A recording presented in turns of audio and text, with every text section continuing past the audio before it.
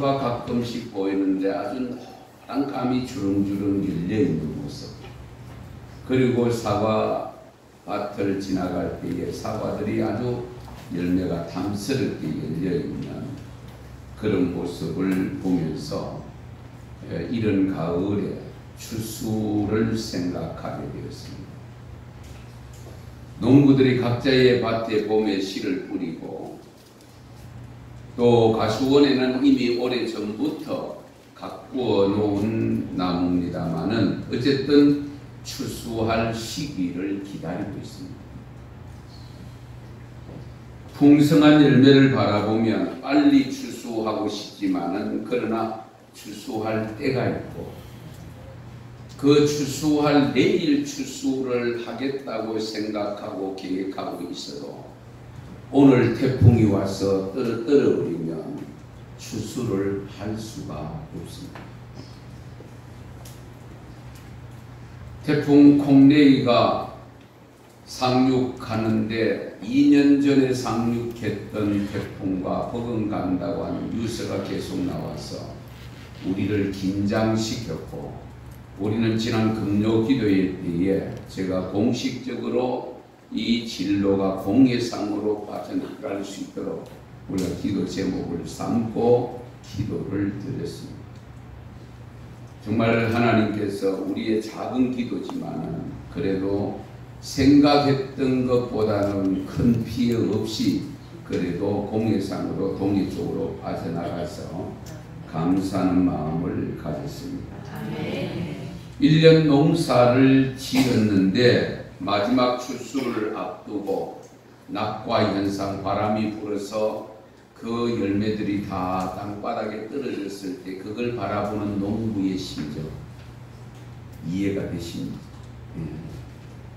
얼마나 낙심되고 허탈감에 빠지겠습니까? 저는 이 모습을 보면서 영적인 들판에 혹 추수할 것은 있는가? 영적인 우리 삶의 들판에 가득 찬 들판일까? 아니면은 추수할 거리가 별로 없는 들판이기는 하지 않을까 하는 생각을 가지면서 오늘 주신 말씀을 묵상하게 되었습니다. 오늘 신약의 말씀 우리가 너무 잘 아는 말씀입니다. 오병이의 기적을 일으키기 내용인데, 오늘 읽은 본문은 오병이의 기적이 일어나기 직전에 예수님과 제자들이 대화한 장면과 그 앞에 예수님이 하신 사역을 지금 간단하게 기록하고 있습니다. 우리 예수님이 하루 종일 다니면서 군중들이 예수님 따라다닐 때에 말씀도 전하시고 환우들에게 질병도 고쳐주셨습니다. 오늘 본문 내용을 보시면 병 고칠 자들은 고치시더라, 그렇게 기록이 되어 있습니다. 그런데 문제는 이 군중들이 돌아가질 않습니다. 집으로 돌아가질 않고, 그리고 예수님은 아시는지 모르시는지 하여튼 복음을 계속 말씀을 전하고 환자들이 오니까 치유해 주시고 있는데, 제자들이 볼 때에 해가 서산으로 뉘어 넘어가는 저녁이 다가옵니다. 그러니까 제자들이 걱정이 됩니다. 걱정이 되어져서 예수님에게 일러주신 말씀이 12절입니다. 그때 제자들이 예수님께 간청을 합니다. 이 무리들을 마을로 보내서, 마을과 촌으로 보내서 거기서 머물면서 하여튼 먹을 것을 먹게 하소서. 그러니까 지금 밤이 다가오고 하니까 머물면서라고 하는 것은 결국 거기 가서 이제 저녁 식사를 하고 쉬게 만들고, 그리고 내일쯤 다시 오도록 하시든지, 이제 그런 의미가, 뉘앙스가 풍기는 표현입니다. 제자들의 이 요청을 받으신 우리 예수님, 어떤 생각을 가졌을까? 그런데 제자들이 이런 요청을 하면서 마지막 말미에 한 말이 중요합니다. 여기가 빈들입니다. 우리가 있는 여기가 빈들입니다.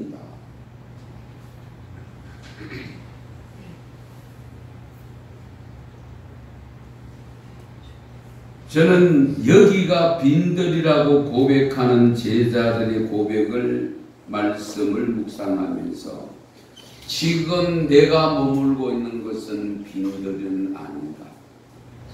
과연 풍성한 들판인가?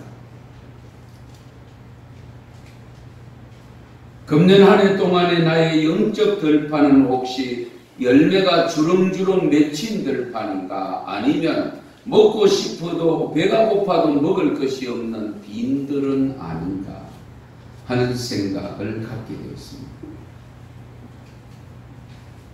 제자들은 지금 자신들이 있는 곳이 빈들에 있다가 보니까 자신들이 줄 것이 없습니다.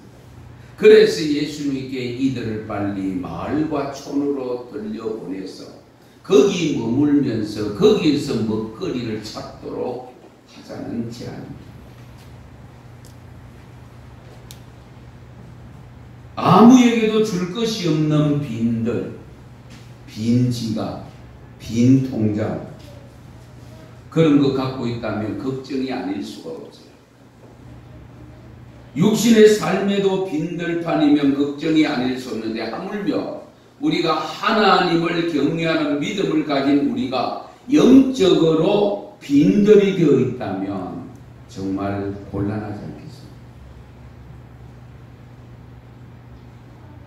지난 목요일날 1층 우편물함에 편지 봉투가 하나 들어있었습니다.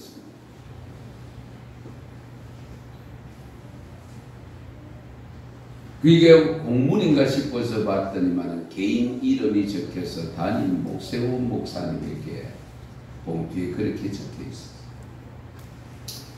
내용물을 내어보니까 아는 사람이었습니다. 이름도 알고 전에 있던 교회에서 알았던 사람인데 교도소에 가 있었습니다. 교도소에서 이제 출소를 했는데 갈 곳이 없고 비가 와도 피할 것도 없고 그러면서 보증금 20만 원에 월세 12만 원짜리 방 한 칸을 준비했는데 명치불구하고 요청하는 내용이었습니다. 그런데 제가 마땅히 응신을 할 수가 없었습니다. 왜냐하면 그 전화번호도 없고. 어떻게 알았는가 하면 전에 있던 교회 저를 찾아가니까 아마 이곳으로 안내가 된 것 같습니다. 두 번째 편지가 어제 와 있었고 오늘 아침에 또 내려가니까 세 번째 편지가 와 있었습니다. 세 번째 오늘 아침에 보낸 편지가 이렇습니다. 목사님 얼굴 뵙고 사죄드리고 떠나려고 했는데 도저히 면목이 없어 그러질 못합니다. 가족이 어떻게 되었던 자본주의 사회는 본인이 가진 게 있어야 하는데 신용불량에 전화기도 없고 그런 처지가 되어 버린 이제 그 활자가 좀 그랬습니다. 그런 처지가 되어 버린 게 큰 죄이겠지요. 목사님께 도움 간절히 바랬던 것은 사실입니다. 제 욕심이 너무 과도했고 하면 안 되는데 비 맞고 생활하다 보니 저도 모르게 그렇게 되었습니다. 32만 원 없어서 잘 잘 데도 없는 그런 처량한 처지가 되었는데 이제 그만하려고 합니다. 희망도 꿈도 없이 살면 무엇하겠는지요. 너무 죄송했습니다. 안 되는 것 알면서도 너무 간절히 바랬던 것 같습니다. 죄송합니다.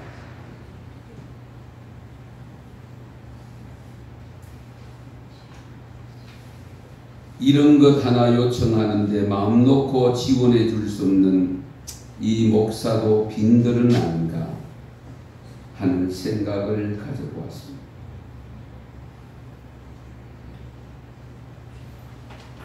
정말 우리가 살아가는 삶의 자리,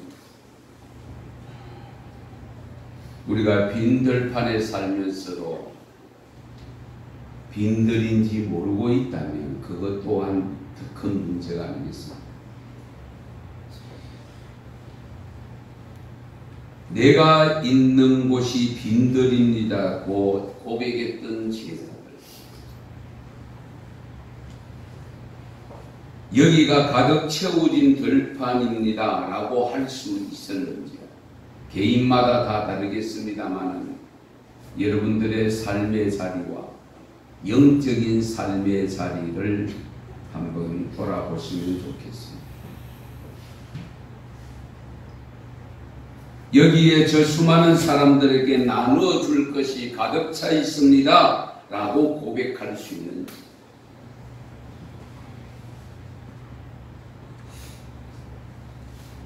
다른 것은 몰라도 반드시 채워져 있어야 될 것이 있습니다.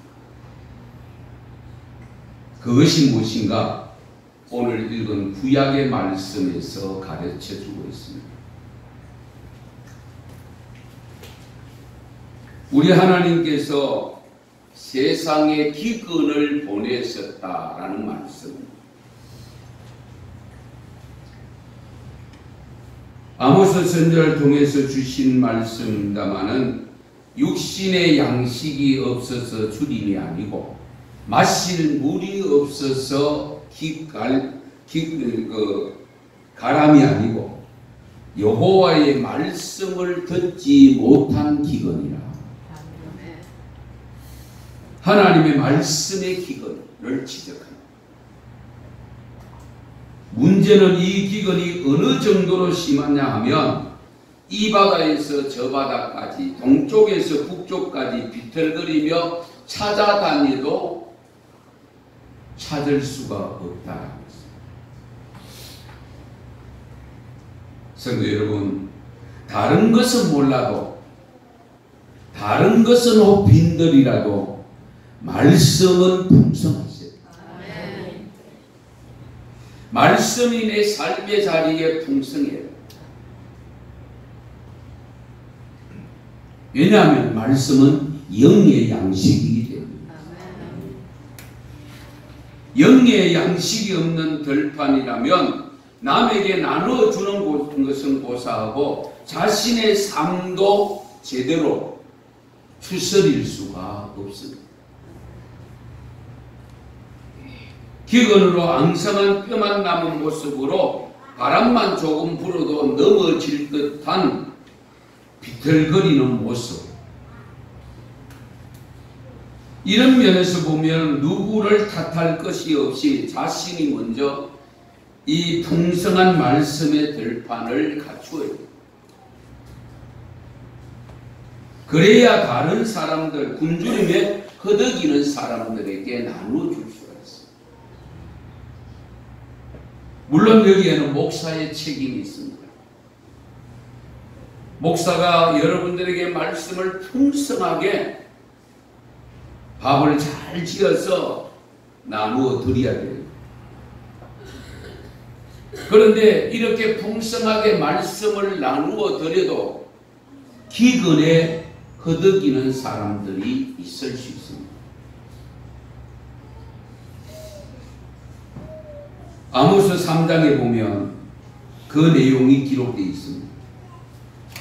이스라엘 백성들의 영적 상태를 자세하게 기록했는데 하나님이 아모스 선지자를 불러서 이스라엘 백성들에게 파송한 이유가 너희 말을 들을 줄 아는 이스라엘 백성들이 언어가 통하는 너를 불렀다라고 했습니다. 그래서 아모스 3장 4절에 보면 인자야 이스라엘 족속에게 가서 내 말로 그들에게 고하라. 내 말로 하나님의 말씀으로 그들에게 일러주라. 아모스 선자를 이들에게 보내는 것은 아모스의 말을 알아들을 수 있기 때문이다 라고 했습니다. 그러니까 서로가 언어가 통한다 그 말. 그런데 당시 이스라엘 백성들의 영적 상태가 어떠했느냐? 아모스 3장 7절에 이렇게 기록합니다. 그러나 이스라엘 족속은 이마가 굳고 마음이 굳어 내 말을 듣고자 아니하리니 이는 내 말을 듣고자 아니합니다. 너가 가서 전하기는 전하는데 그들이 이마가 굳어서 너의 말을 듣지 않는다. 그러나 너의 말을 듣지 않는 것은 아모스가 누구의 말을 전합니까? 하나님의 말씀을 전하잖아요. 결국은 하나님 내 말을 듣지 않는 것이다. 그래서 기근이 찾아와. 들려주는 선지자가 없는 것보다 더 큰 문제가 뭐냐? 선지자가 말씀을 전해도 이마가 굳어져서 마음이 굳어져서 말씀을 말씀대로 받지 않는데 더 큰 문제가 있다. 오늘 우리 나의 영적 상태 말씀의 결판을 잘 헤아려 보세요.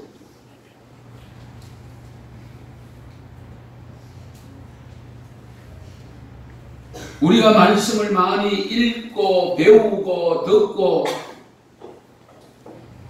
이런 것도 중요하지만은 그 말씀이 내 삶에서 실천되어져 나올 때에 참된 들판이 되는 겁니다. 네. 설익은 것으로 그대로 있으면 안 됩니다. 우리가 그랬잖아요. 들판에 이제 막 출수 때가 되었음에도 불구하고 내가 내 곳간에 들이지 않는 한은 아직도 내 것이 아닙니다. 태풍이 불면 떨어져 못 먹습니다. 상처가 나거나 그 상처난 자국을 통해서 썩을 문드러지면 먹을 수가 없잖아요. 우리가 하나님의 말씀 그동안 여러분 주일마다 말씀 듣고 여러분 나름대로 집에서 말씀 묵상하고 나름대로 그렇게 하지만 그것이 내 삶에서 실천되어져 나오지 않으면 그 말씀은 언제든지 사탄과 마귀에 의해서 빼앗길 수 있고 그러므로 낙과 현상이 되는 그런 들판이 될 수 있다.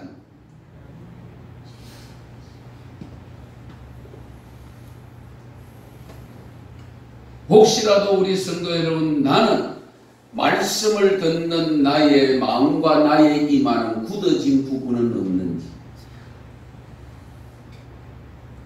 굳어져서 말씀을 들어도 그 말씀이 내 삶에 지배를 하지 못하고 삶에 영향력을 주지 못하는 마치 흘러 지나가는 것처럼 느껴지는 말씀으로 와닿는 부분은 없는지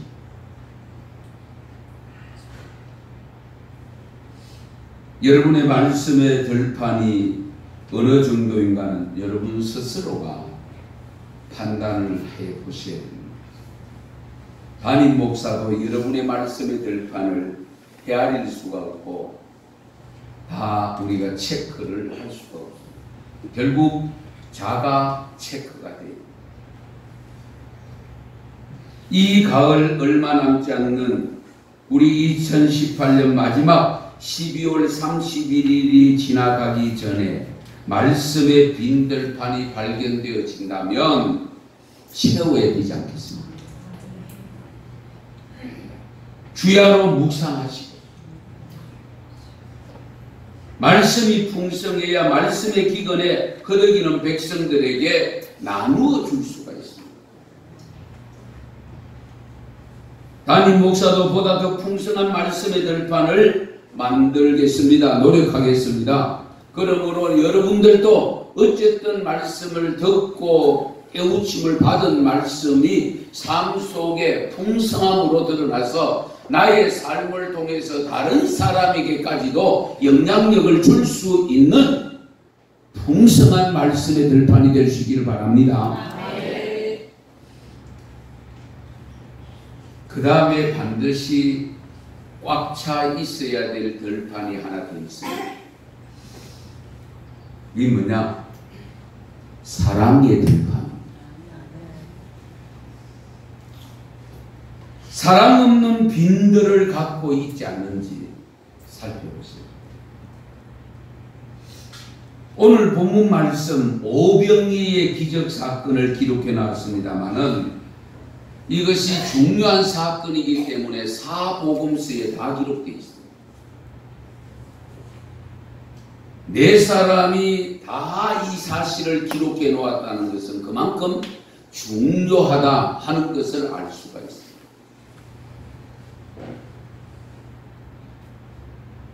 그런데 제자들은 본인들이 여기가 빈들이라고 고백했습니다. 결과는 어땠습니까? 결과는 빈들이 아니었습니다. 예, 우리가 너무도 잘 아는 5,000명이 먹고도 부스러기를 12광줄이나 얻었는데 어떻게 그것이 빈들입니까? 그렇잖아요. 제자들은 여기가 빈들입니다. 그러므로 마을과 촌으로 보내십시다.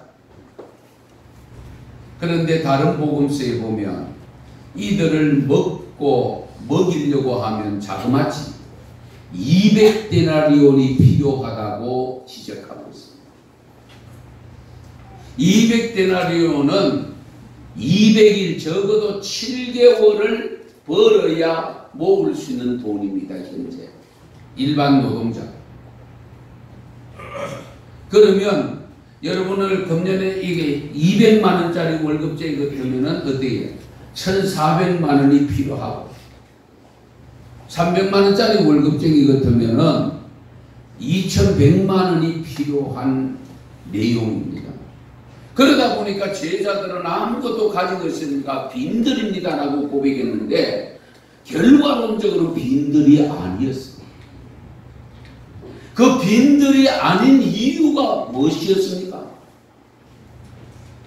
어린아이 자기 혼자 먹고 지내려고 가져온 1인분의 도시락을 자기 희생하고 그걸 주님 앞에 내려놓았을 때에 풍성한 들판이 되었습니다. 우리가 이 사실을 깊이 알았습니다. 이렇게 풍성해질 줄 누가 알았겠어요? 15개 물고기 2마리인데 이것 가지고 뭐 하겠습니까? 제자들은 그렇게 표현했습니다. 그런데 예수님 갖고 와. 그걸 가지고 축사하시고 떼어주시니 자그마치 먹은 자가 5,000명이 배불리 먹고 부스러기가 12광주리가 되었더라. 풍성한 들판이 이 들판이 바로 사랑 때문에 생긴 풍성함입니다. 그 사랑에는 반드시 희생이 따르는 사랑입니다. 내가 안 먹고 내려놓았습니다.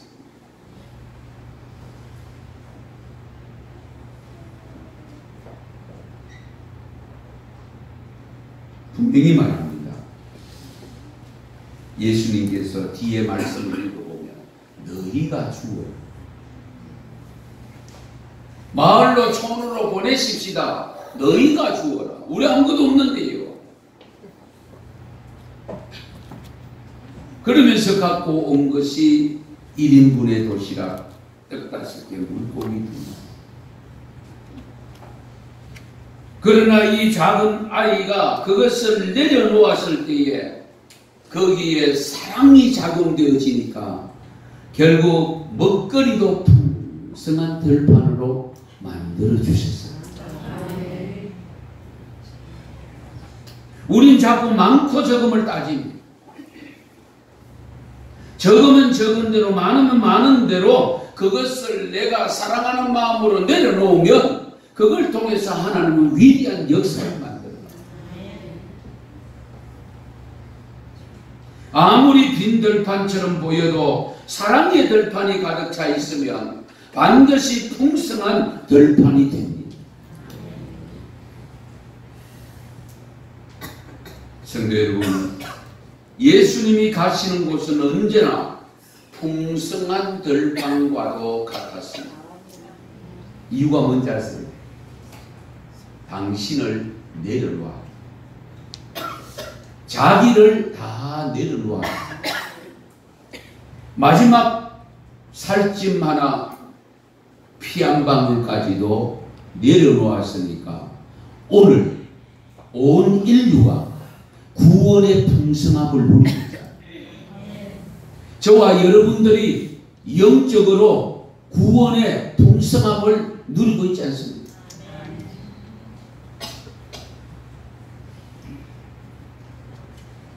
주전 5세기경에 중국의 사상가로 유명한 목자 선생이 있습니다. 이 목자 선생이 세 가지 슬로건이 있는데, 겸애, 누구든지 사랑하는 것을 말합니다. 그리고 비공, 누구든지 함부로 공격하지 않는 것을 말합니다. 그리고 세 번째는 상현, 언제든지 매사에 현명하고 지혜 있게 지내는 것을 말합니다. 그래서 이 목자선생은 천하가 이렇게 혼란해진 것은 서로 사랑하는 마음이 결여되었기 때문이다 라고 지적했습니다. 바로 그 천하가 지금 무너지는 사랑이 결여된 이 상황을, 사랑을 회복시키기 위해서 오신 분이 예수입니다. 그래서 우리 예수님께서 원수까지도 사랑해라. 그렇잖아요?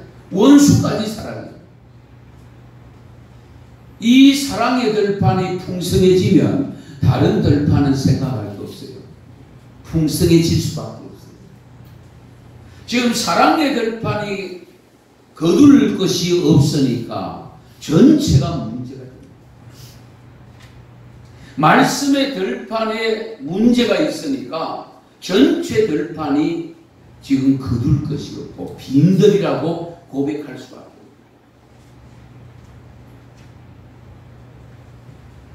작은 시골 마을 세 식구가 사는 오두막에 걱정거리가 생겼는데 5살 된 막내가 알아 누운 지 벌써 여러 달째 되는데 병변한 치료 한 번 받지 못하고 엄마는 그저 기도만 하고 있습니다. 아무 도리가 없는 이 앓고 있는 아이의 머리만 쓰다듬으면서 기도할 때에 어느 날 그 바로 위에 형이 있었는데 돼지 저금통을 깼습니다. 다 깨니까 7,600원이었어요. 이 아이가 엄마 기도하는 소리를 듣는데 기적이 일어나면 그 기도를 듣고 아마 기적이라는 약만 먹으면 되는 것 같다. 이 시골길 산을 넘고 십리길을 달려가서 약국, 읍내에 있는 약국으로 가. 그 7,600원. 그래서 약국 문을 여는데 이 고사리 같은 7,600원을 들고 약국인데 약사가 보다가 야야 숨 좀 돌리자. 천천히. 아니요 선생님, 저 동생이 아픈데요, 기적이 있어야 낫는데. 그러니까 약사가 여기 그런 약은 없다. 그런데 마침 한 신사가 그 옆에 있었어요. 그 옆에 있으면서 이 아이의 말을 다 들었어요. 다 듣고는 아이를 데리고 야 너희 집에 한번 가보자. 기적의 약이 필요한 사람이 어떤지 네 동생이 어떤지 한번 가보자. 그래서 가서 관찰을 해보니까 수술을 할 병. 그런데 그가 누구냐면 약사 동생인데 외과 의사였어요. 그래서 이 아이를 입원시키고 수술을 다 하고 회복이 될 때에 엄마가 병원비가 얼마입니까? 그 의사가 7,600원입니다.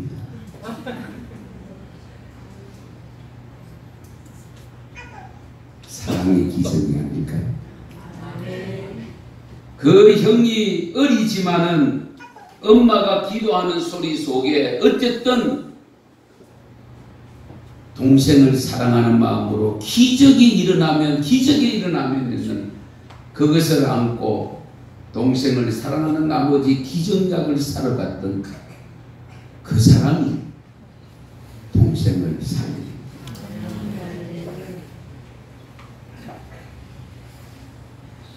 사랑하는 성도 여러분, 마태복음 21장 18절 이하에 보면 예수님이 무화과 나무를 저주한 사건이 기록됩니다.